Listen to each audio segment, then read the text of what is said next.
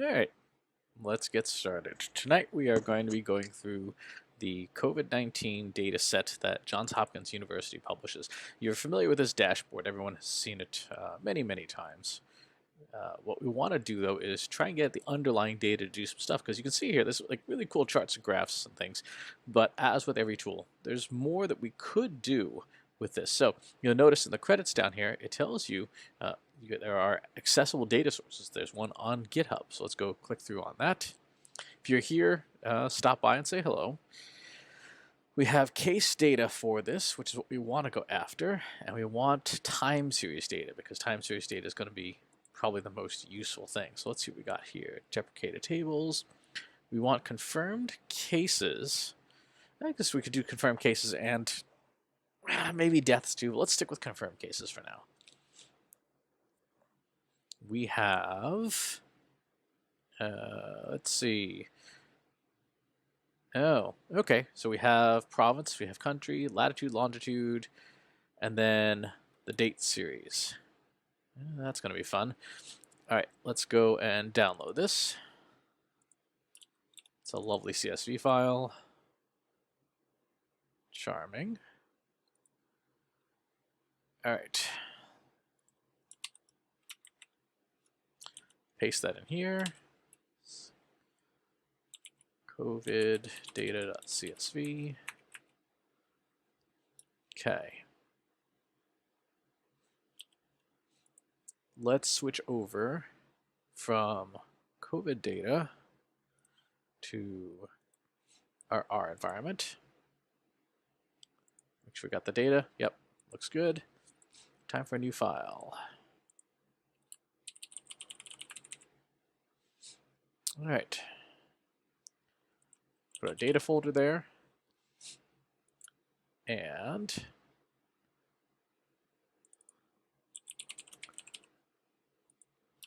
let's go ahead and see what happens. Hi, Ashley. How you doing? We are looking at COVID data tonight. We have a data frame that has 249 observations of 70 variables. There's what we were looking at earlier. There's the province, country, latitude, longitude, and then what they've done is they've put the data in a whole series of columns. Ugh, that's really messy. All right, let's see. Let's save this. Let's do well, so look, the dates are by, they've got an X in front of each column. That's useful. All right, let's do a pivot.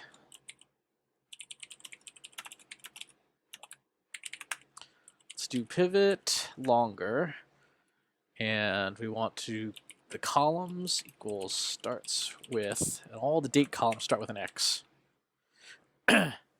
Will you not be able to sleep after watching this live stream? You will be. Well, I don't know. What I think what I wanted to do with this was look at the data to see what else we can do with it to see some useful information that isn't in the original data. Because in the original data set, you have lots of cool charts and graphs and visualizations, which I wholly applaud, but you can't really do much with this. So we're going to try and do something with the data tonight. So let's first do a pivot here. And now this should have taken all of our, yep. Let's do names to the date. There we go. That changes that field. Now the date field has got the dates in it, sort of, but they're still wrong.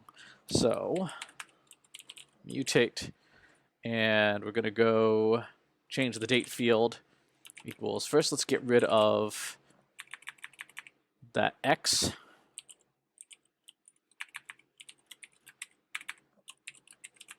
Replace it with nothing for date.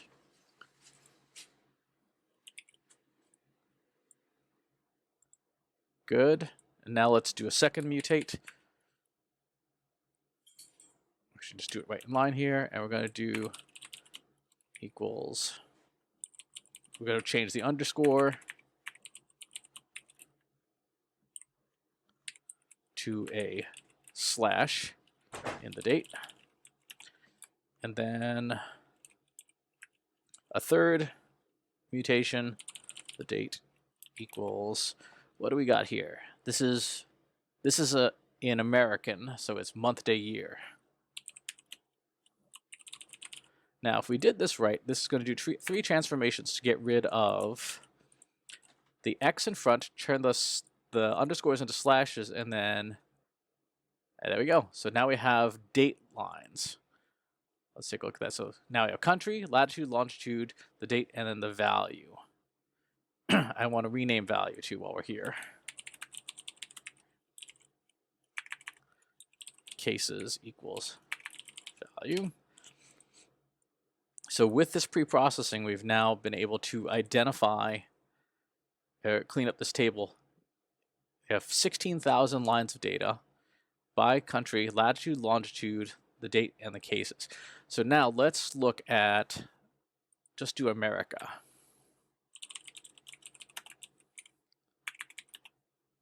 Best practice when you're doing any kind of data manipulation is to start a new data frame so that you don't overwrite your previous one. And we're going to do a filter equals, actually no, filter function. And we want to do country region equals United States.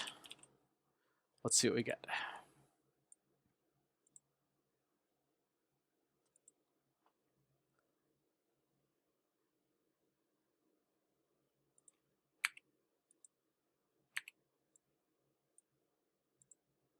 Okay, we didn't get anything, so that is clearly not right. Let's do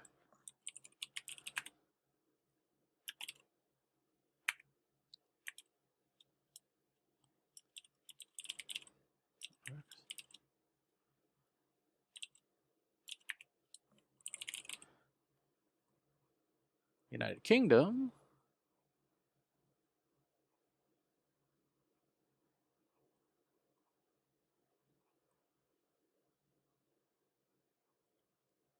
What do they call this in this data set?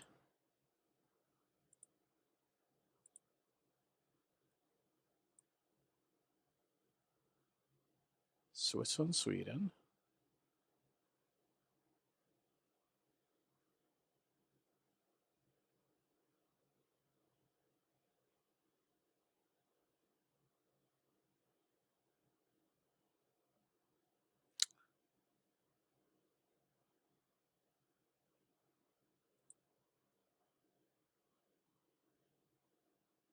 Huh.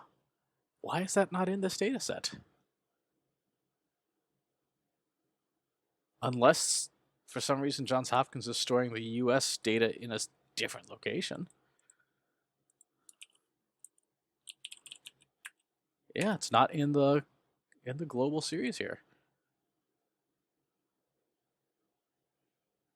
That is bizarre. Why not?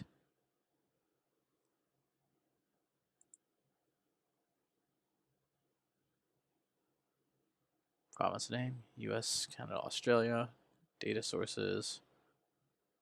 So this is the daily reports. Let's see what's in the daily reports folder. Oh, that's an awful lot of stuff. Hi, Kate.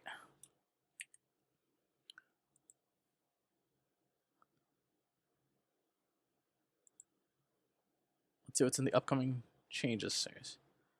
ISO code. A county level for the US. 3 new tables will be added for the United States. Ah. Okay. Where are they?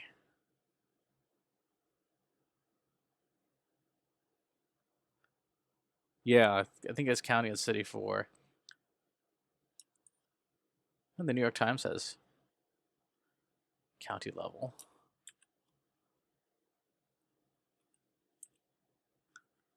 All right, let's see state level data in the United States, the New York version of the file.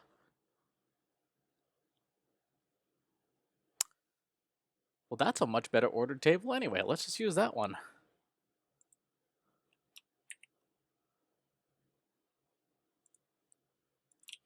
All right. Nice they included FIPS codes too.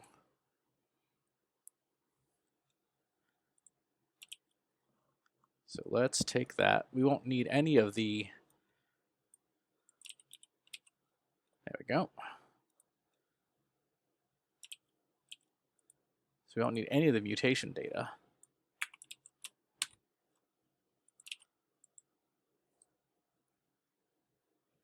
Okay, let's see what we got. It did not. Let's do a type convert.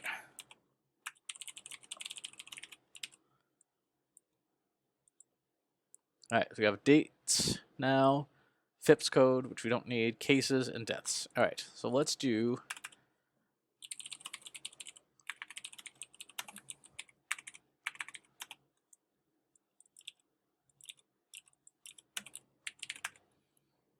I'm going to arrange it first by state, and then arrange by date.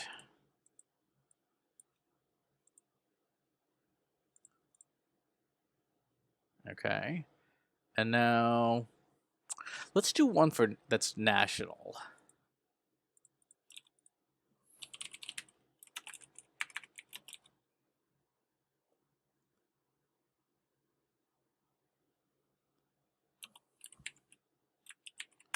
And we'll do summarize.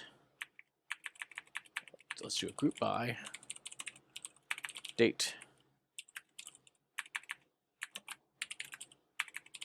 Summarize by total cases equals sum cases.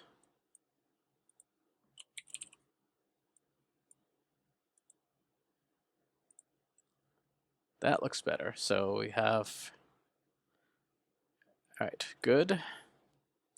And just to double check that nothing went haywire, arrange by date. And now what we want to do is we want to do percent changes. So anytime you have a data series like this, you have essentially what happened, sort of a positional data. What we would next want to take a look at is there, oops, what did I just do there? There you go.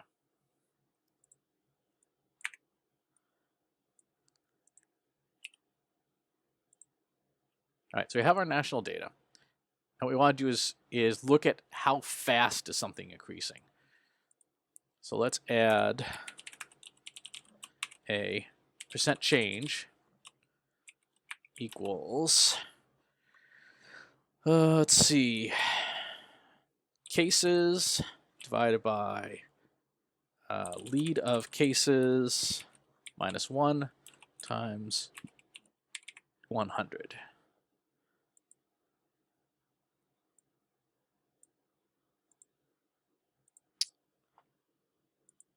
Oh, total cases.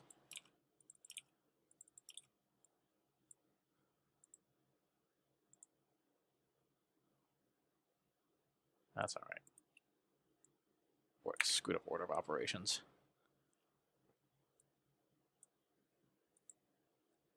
There we go. That's better. So now we have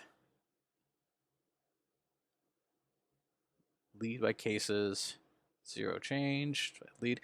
Actually, it should be lag. Go in the wrong direction. Because we arrange the data set by ascending date. Yep, there we go. So 100% more cases from that day, and so on and so forth. Let's do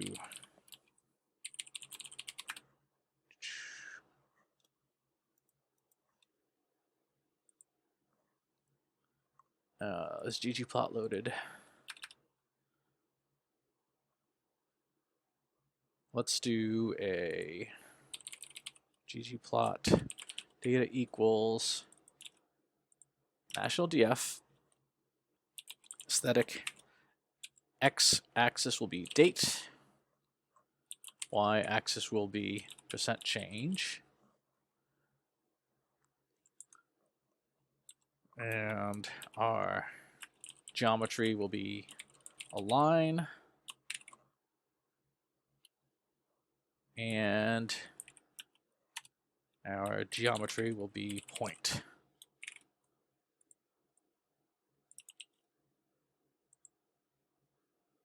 Okay, so there's our percent change day over day. And percent change, now we're looking at consistent change once you get into March. For reference sake, let's do this. Let's do just our cases number here. Let's look at that first. Oops.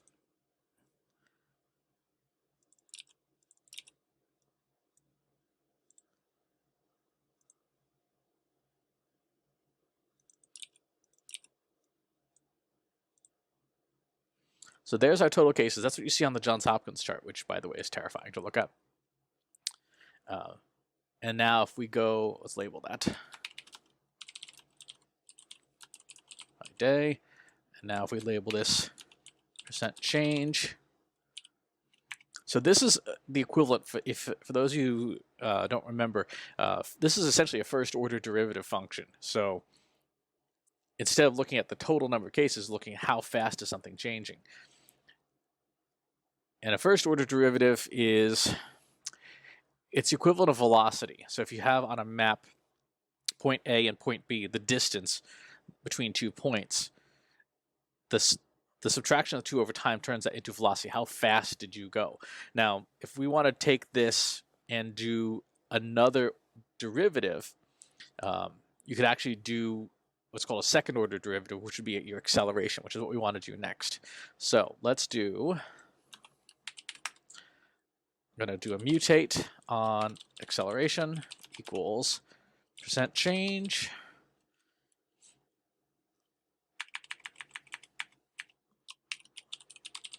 divided by lag percent change minus 1.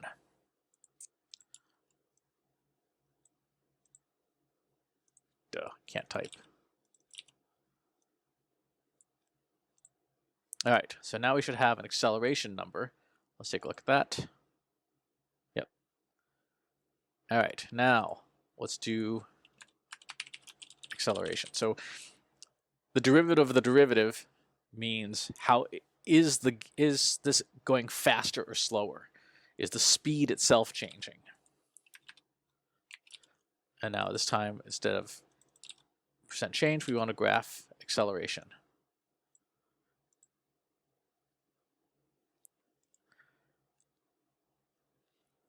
And so you can see there's consistent ups and downs here. So the first half really is kind of not useful because there was so little data to work with. But once you start getting into March, you now see acceleration, deceleration, acceleration, deceleration.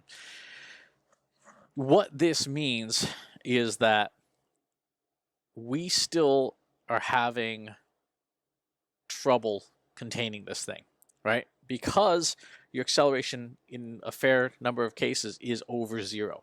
What we would want to see is you want to see a deceleration. You want this number to be below 0, because if it's below 0, it means that the speed of change is slowing down. And once you get to that point, then you start being able to say, okay, this thing might be starting to get under control. But for any period of time where you're having, things pick up the pace, that's bad, right? And clearly, when you look at the first half of March, there were definitely more periods of time where the acceleration was above than there was below, and then even the first week after the 15th, and now we're starting to hopefully see things slow down. So this analysis is the kind of thing you would want to run in order to see, is this thing under control? Now, if there's two things to be careful of. Number one, if we're increasing testing, these numbers are going to go wildly wrong because you're just detecting more cases of this. And that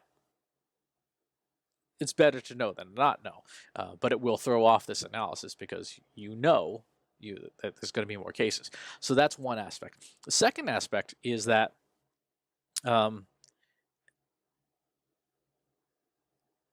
even if it's decelerating, it's like, even if a bullet's slowing down, it's still going to hurt you unless you're at the very, very, very end of it. So it's by no means, once you start to see the deceleration happen, by no means is it, the fun is the ride over. It is still continuing to be dangerous. So but this, when you see acceleration just stay above 0, you know that we don't have control of it. Now, this analysis is really useful for stuff other than life or death pandemics. Yeah, cases versus testing, cases for population density is probably more interesting. The other thing that's interesting would be modeling other numbers, like deaths, because a case may be detectable or may not be detectable. A deceased person is not something that goes away as easily or not thrown off. Now, you can have, obviously, misdiagnosis, but if you have somebody who is presumed positive, needed to be intubated, and they didn't make it, that number is a little easier to work with. In fact, let's go slightly morbid. Let's see if we can get that out of the New York Times. Oh yeah, this is the New York Times data set. There's a deaths column. Let's see what we got here. Yep, deaths. All right, so instead of doing cases, let's do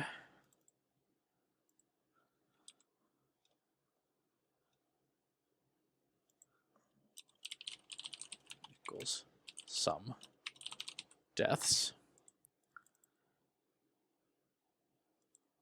And let's add 2 new mutations.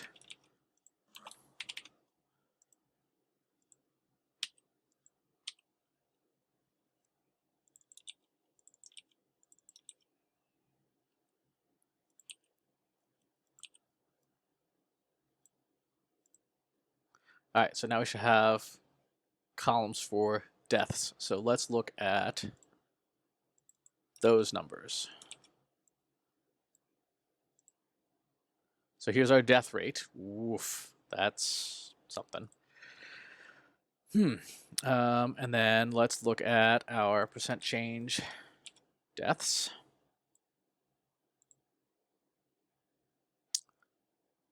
So after that initial percent change, again, there. And then let's look at our death acceleration.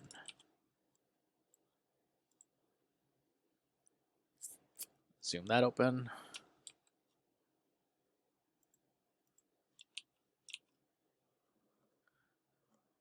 Sounds good, Kate. Take care. Stay safe, please. Stay safe. Our death rate is staying above 0, a little more, right? And there's some pretty sharp numbers here. And the overall trend is not going in the right direction. If I remember correctly, how do I plot a linear regression?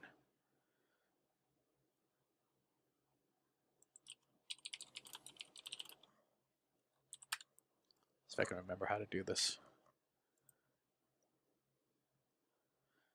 All right, let's do...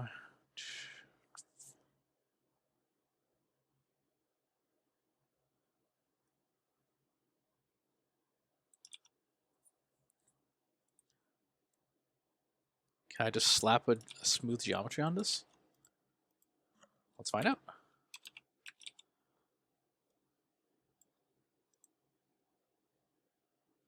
Huh, yep, that worked. That's bad. So what I did was added a simple linear regression onto the chart that shows the general trend things going in. Our 0 line is right here. So we are trending upwards in the acceleration of deaths. So even though the case detection stuff is maybe have issues because of testing, now looking at the rate of deaths accelerating is showing that this is not great. In fact, let's slap that geometry onto each of these. So let's do rate of deaths first. Yep, there's our line. That's this is a case, by the way, where linear regression is clearly the wrong measure because that's an exponential curve. Our rate of change has a relatively as a poor fit on the first half of those lines. And then let's look at our death curve here. That is not pretty. So as I was saying earlier, one of the other things that this is useful for is that these techniques can be applied to any time series data. So a much more mundane, not life or death technique would be to apply this to like web analytics, email registrations, form fills, leads, any digital marketing metric. You'd want to use this set of techniques on that metric to get the metric itself, the percentage change, which is your velocity, and then your percentage change of the percentage change, which is your acceleration. If you use this on something like website traffic, you could very clearly say, hey, our efforts are helping us pick up speed, right? We're getting more out of our efforts, or we are decelerating. And you could use a simple linear regression model to fit and figure out, okay, is that blue line going up or down? And that helps you understand, yep, we've got I got a great situation happening here, we got a problem, right? Would be the two different ways to look at that. So take a look at this. Now, you don't have to use R or a stats program, which you could actually do all this inside of Excel. It's just boring to look at for me, and I need the practice. But you can absolutely do this inside of Excel. You'd have one column with your dates. You have the next column, which is your percentage change. Your next column, which is your percentage change, and then make charts out of that. So it's something you can do in Excel. Doing it this way allows you to plug into other data sources. If I wanted to, I could connect Google Analytics to this and do that. Or in this case, we're using it for the current situation. The current situation, as we see, is bad. And if this was something much more mundane like web analytics and the numbers were going up, we'd say, great, whatever it is we're doing, let's keep doing that. Or if this is something bad, bounce rate or whatever, you would say, okay, let's do less of this. But either way, take this set of techniques and use it on a data series of your choice. Debt, financial spending, you name it, and do your percentage change and then your percentage change of your percentage change to see how you can use these numbers for better analysis of any time series data, any time series trend. All right, folks, that's going to do it for this week's Saturday Night Data Party. Thank you for joining me. Thank you for watching it on replay. If you watched it on replay, I'm going to load this up to our YouTube channel as well so that you can catch that. I hope you learned something. I hope you take this technique and use it for something that's useful in your marketing. So it's not just life or death data. I just wanted to see what we could do with the Hopkins data. Thanks for watching. We'll talk to you soon. Take care, please, and stay well. Want help solving your company's data, analytics, and digital marketing problems? Visit trustinsights.ai today and let us know how we can help you.